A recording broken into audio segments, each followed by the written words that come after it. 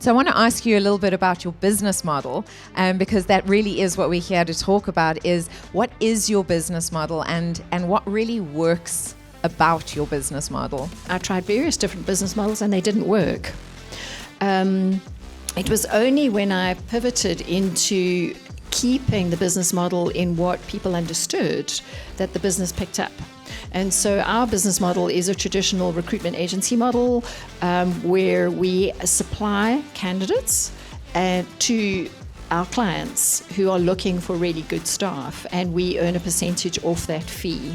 So we did try different business models, which is quite interesting. And if any of you are thinking of being entrepreneurs, what I want to recommend to you and say to you is don't give up on your business model just because initially you can't get the revenue model right. And so that's what we do is we source and we supply. I love that. And I think, so often as entrepreneurs, we're trying to be innovative and create something new. But what I love about what you're saying is actually sell the thing that people understand how to pay for. And that's how to meet your market where they are. Hello, everybody. This show has been created to inspire you to take action, celebrating and reframing what success looks like, to be the best version of ourselves that we can be. And we have incredible speakers for you tonight. Hello, everyone, and welcome to the Future Females Show. I'm Susanna Kennedy, and this is my gorgeous co-host, Lauren Dallas. Hello, everyone, and welcome. The Future Female Show is all about celebrating and reframing success.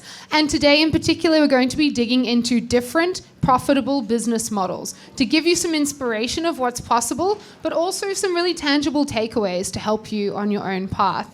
So I'm very excited today to be joined by Phillipa Geard. Phillipa is many, many things, but I just learned that she has celebrated 10 years of being founder and CEO of her business, Recruit My Mom. And we just spoke about a hell yeah moment, but I think that's a hell yeah moment. Woo! Congratulations. Amazing. That is such an incredible achievement. And what I've learned about your business as well is that you now have a community of over 100,000 mums, and you just met a fellow speaker in the audience who got her first job through your platform. So I'm so excited. That's amazing. I love that so much because I know there are so many women out there that take a situation in life that needs attention and transform it into an actual job, which is what you did. You had a proper job. You had a normal 9-to-5 job that you were doing, and then you wanted to start a family. And so tell us a little bit about that transition. How did that all begin? How did you get the idea? Sure. Well, first of all, thank you for having me. It's really nice to be here and so good to see such a lovely audience. But let me tell you a little bit about my journey is that I was actually working for a company called Procter & Gamble for many years. I was working both locally and internationally with them. And when I got to about 32 years old, I was thinking, gosh, this body clock is starting to tick. Maybe I should think about having children. And so it really wasn't a maternal instinct. In fact, I didn't actually even think I had a maternal bone in my body, but I did. Found out later.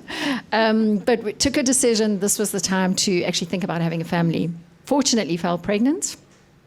Carried on doing not quite 9 till 5, more like 8 till 6 till 7 till 8, these crazy, crazy corporate hours, and was in my little Gucci high heels in London on a Friday and found myself in hospital on the Monday with a 6-month prem baby on his way, not having gone on maternity leave. And it was quite a wake-up call. So I thought that I would go straight back into working. I thought that my career would carry on as normal. I would have this baby, get back into my career, and carry on with my 13, 14-hour days. But that wasn't really the plan. And so I ended up with this very prem 6-week prem baby. And that really spun my world. And with with Procter & Gamble, I was very fortunate in that they were very forward-thinking. They gave a 2-year career break, which I took. And then by that time, we relocated from the UK back to South Africa, and I then had my daughter. I always say to my son, you're very lucky you had a sister. You were such a difficult baby. You very nearly didn't have a sibling. But had my daughter, and then when she was nearing 2, found myself with itchy feet again. Just really missing working, missing the mental stimulation, missing, just working. And started consulting at that time. So resigned from Procter & Gamble, started consulting in the marketing arena, worked with some fabulous brands in South Africa. And what we do find is that a lot of moms at that stage do start consulting because they're looking for flexibility. We relocated to Cape Town, and that's where I met all these other amazing moms that told me how envious they were of the fact that I could work flexibly and that recruitment agencies just wouldn't take them seriously. And so in those conversations, I started to think about, was there an opportunity, given the lack of skills in South Africa and the skills drainage we were seeing, to keep women in employment? And so that's where the idea came from, is from listening to other moms and my own story, my own need for flexibility, and the rest of the recruitment agencies weren't really doing this. So that's how it started. Amazing. Thank you so much for sharing that. It's definitely a model that, neither of us are mums, but we're very, very passionate about flexibility. And we've had conversations about also how to maintain that if and when we do become mums too. Absolutely. So very passionate about what you're doing. One of the things that we are also passionate about is women celebrating themselves. So we'd love to ask you to share, how is it going now? And don't be shy. Thank you, Lauren. Recruit My Mom has been an incredible success. When I hired a developer and a graphic designer to put it all together, I said to him, I'm not sure whether this business will scale or not, but just make sure, in case it's successful, make sure it scales. And it has been very successful. As Lauren said, we've got 130,000 women on our database, about 4,000 employers that use us. We've won several business awards across the years, and largely around, which I'm very proud to say, around this positive social impact that Recruit My Mom has done in the country in terms of retaining top female talent in the workplace. And so, yes, it's been successful. Thank That's you. amazing. It's so great because you're right. We need to maintain that talent, but women do need that flexibility. When they become moms, they want to be able to spend more time with their families, but they also still want to be of use to society and of value to other people outside of their family. So I think it's really fantastic. So I want to ask you a little bit about your business model, because that really is what we're here to talk about, is what is your business model and what really works about your business model? So what was interesting about Recruit My Mom is when I launched it, I kind of categorized lawyers, estate agents and recruitment people in one box, which is, I don't want to be one of them. So apologies to any of you that belong there. And so I was like, I really didn't want to own a recruitment agency. And so my business model for the first 2 years was I really tried different things. I tried a membership model. I tried pay one fee and recruit as many as you want. I tried various different business models and they didn't work. It was only when I pivoted into keeping the business model in what people understood that the business picked up. And so our business model is a traditional recruitment agency model where we supply candidates to our clients who are looking for really good staff, and we earn a percentage off that fee. So we did try different business models, which is quite interesting. And if any of you are thinking of being entrepreneurs, what I want to recommend to you and say to you is don't give up on your business model just because initially you can't get the revenue model right. And so that's what we do, is we source and we supply. I love that. And I think, so often as entrepreneurs, we're trying to be innovative and create something new. But what I love about what you're saying is actually sell the thing that people understand how to pay for. And that's how to meet your market where they are. But I do think that that's hard. being resilient enough to keep trying in different directions. So how did you keep pushing? What does your support structure look like?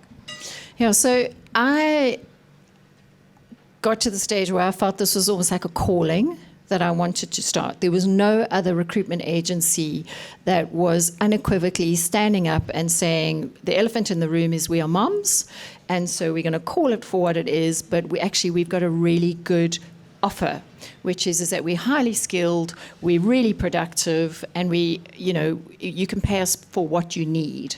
And that passion is what got me through. That sense of, I have to make this work because there are millions of women out there that didn't actually believe that I could actually, because we did research before and they were like, this is a brilliant idea, but the clients won't use you. No clients will want to use us. But it was that, together with I've got a very supportive husband who carried me through, because my children at that stage, I've got 2 children, were in grade R, grade triple naught and grade R. And so I was trying to get this business off while they were still so little. And he was very supportive of me. But yeah, so... And did you start while you were still working, or did you stop working and then say, okay, I'm going to start this thing? So I was still doing a little bit of marketing consulting through the consultancy that I'd started in order to get flexibility.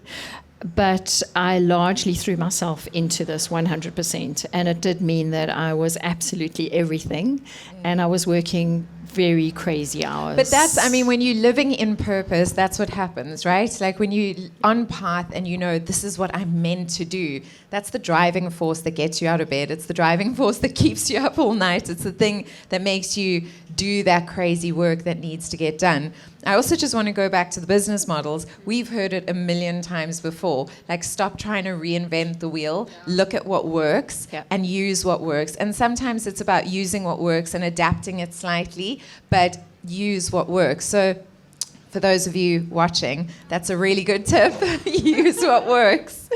And I just want to say, there are times when innovation works, but a lot of the time that innovation is around timing.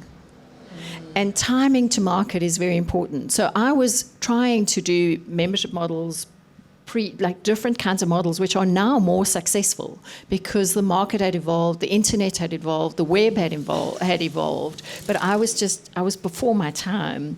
And so sometimes just doing what works, it's like people are looking for boxes in which to put you in. And so if you can fit quickly into a box, then your business model is more likely to be picked up. And do you find that there are more female business owners using your recruitment agency, or is there a balance between male-owned businesses and female-owned businesses? That's such a good question. So initially, we were definitely more male businesses using us. So from 2012, we had a much bigger pickup of men using us, and that was because they themselves realized and had employed mothers and realize the value that they bring into a business. As women entrepreneurship has grown, because we've been in the market for 10 years now, so we've actually seen the number of female-owned businesses grow over the years. So we have a lot more women using us as well. So I'd say it's a split now. But I really like that. I love that you saying that the men saw the value, even though initially when you did the research, people were very skeptical that the men saw the value, because that's one of the things that we've said so many times as well, Lauren, is that we can work together. And although this is called the Future Females Show, you must see some of the comments we get from men on our YouTube channel. Some of the comments. Yes, some of them. They're wonderful. I'm saying that in a positive way. I get some weird ones too. Oh, do you? Be honest. What are you attracting? No, I've seen some really beautiful comments from men saying that, although this is a show aimed at women, they've gotten so much out of it as well. So I love the inclusivity. Yeah. It's important. Absolutely. So one of the things we were speaking about before coming up here was actually the challenges of building a marketplace model, which is what you have with Recruit My Mum, but also now with your second business, RecruitAGraduate, which we haven't even gotten into, but launched in 2019, from what I understand, a similar business model, but obviously offering graduates rather than mums.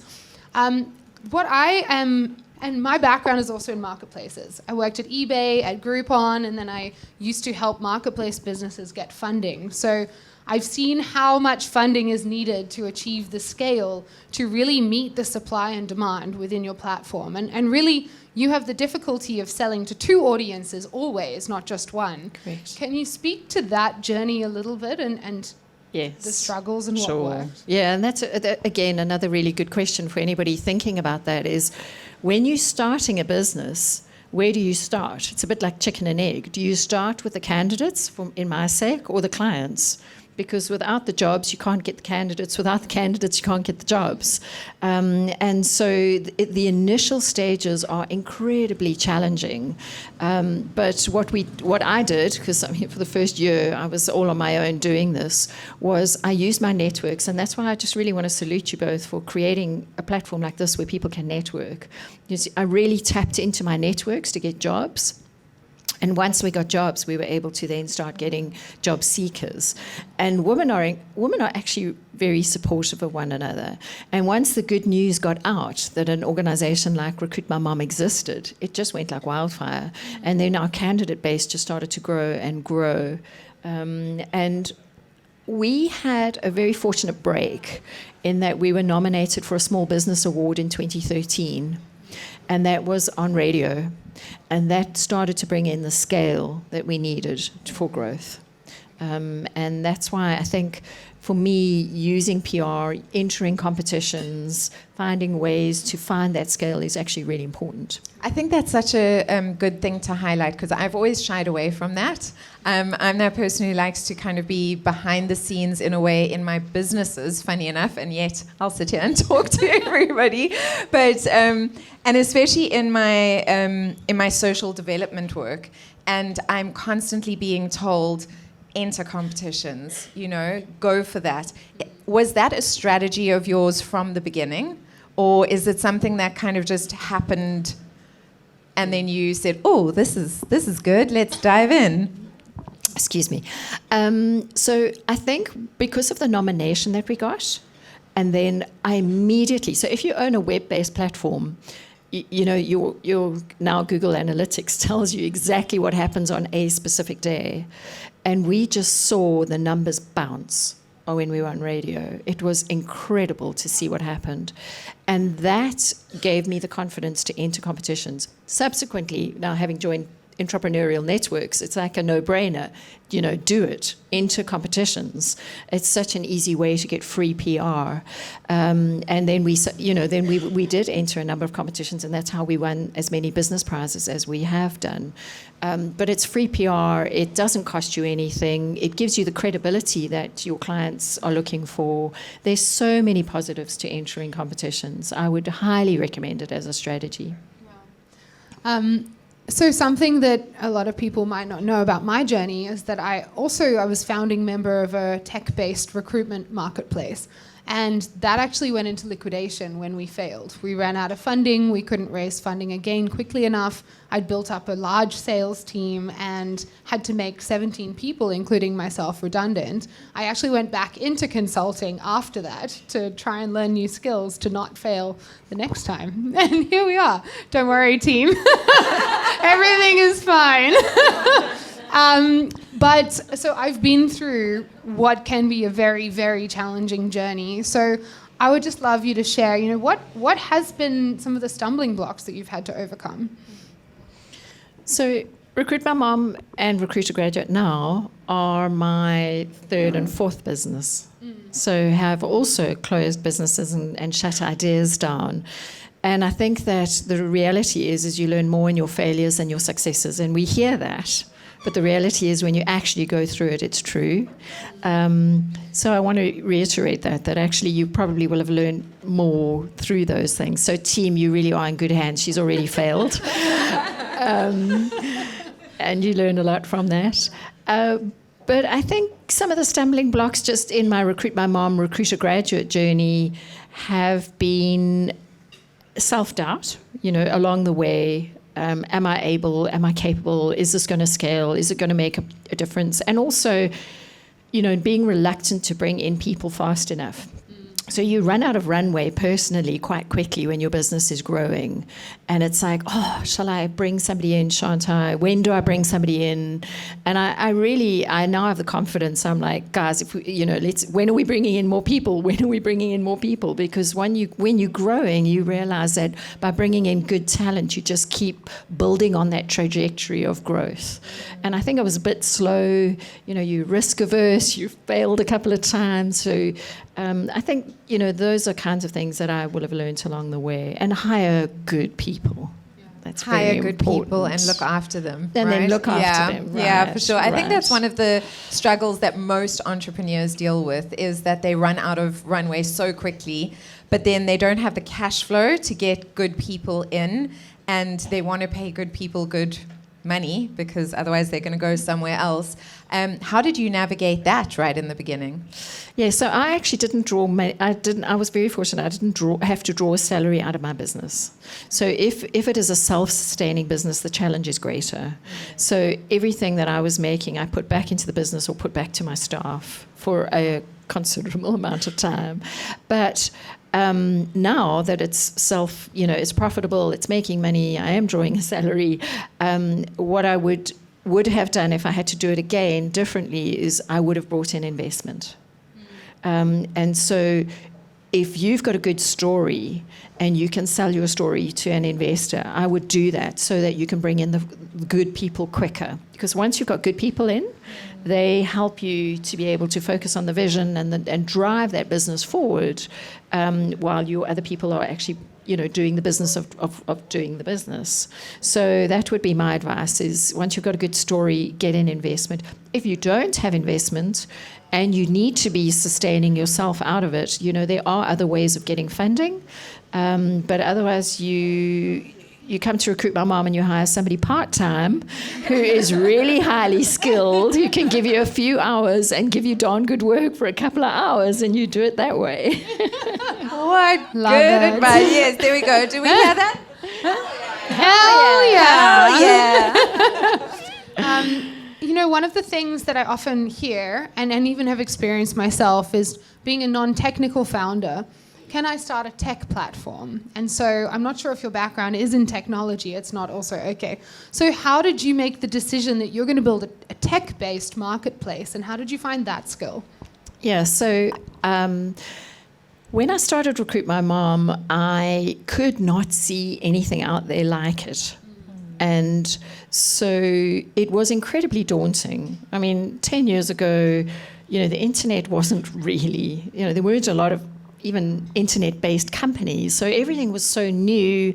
I didn't even know what language, people were programming in at the time. It was just this black hole of nothingness, and you really trusted what you were finding out there. So I did go out. I asked people for recommended developers, who they did recommend people to me. They still work with me. They're still my team.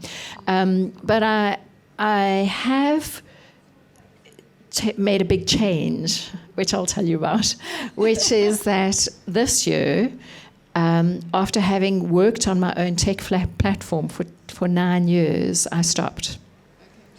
And I found that it was becoming too expensive to maintain. The competition of software as a service was outstripping me by far in terms of features, ability, efficiencies, everything else. And so I actually stopped building and switched to software as a service, which was an enormous change for my team at the beginning of this year. But I did it for 9 years. I built for 9 years. Wow. Sure. That's huge. But it's Quite but literally. it shows you can Of course. go and find something else. You don't have to build. Yeah. One of the other things that we've spoken about so many times is that when you're not skilled in something, when you don't have the knowledge, you can go out and find people who have the knowledge and are skilled, and that's part of building your good team, right? Correct. So you don't need to be held back by the things you don't know, basically. We are running out of time. But before we go, I would love to ask you if there was one piece of advice that you would give young entrepreneurs who wanted to follow in similar footsteps with a similar business model, what would be the thing that worked, that did not work? Don't go there, don't try it. And what would be the thing that really did work that they can maybe action in their own business path? Yeah, so I think the thing that I'm going to focus in is what works, and then we'll talk about what doesn't work. So the thing that works is really find your passion. Like, what is it that you believe you've been called to bring to market? Because that is what's going to get you through the dark days. I often talk about self-doubt and self-belief are opposite ends of the very same piece of string. And every day you've got to get up and you've got to lean into self-doubt or self-belief. And if you have a passion for something that you honestly believe is right for your market or is right, that will allow you to lean into self-belief every day. So that's what works. The part that doesn't work is obviously the opposite, which is self-doubt. You don't want to lean in there. But you don't have to follow a narrative. There is a narrative out there about the way things have to work. And I want to give you permission tonight to say, work out your own narrative. In 2012, there was no businesses that I knew of where all the staff worked from their homes. Everybody was working in office. And now all of my staff work from their homes. Still, I don't have an office space. So figure out what your narrative is and then go for it. You don't have to buy into the narrative. I love that. That's also a hell yeah for me, Hell Phillipa. yeah. And that really is what tonight is all about. Obviously celebrating your success, but exactly as you say, believing in and then charting the course on your own narrative, which you have been doing for 10 years, well, longer, but 10 years in your current business. So we're just so grateful to have you up here sharing that with all of us. Well, thank you for having me. It's been lovely to speak to you both. Thank you so much. Keep It's doing been what you're great doing. and very informative. So thank you. Thank you. And to everybody watching at home, thank you so much for tuning in. This was the Future Females Show, and we'll see you again soon. Bye. Thank you. Cheers.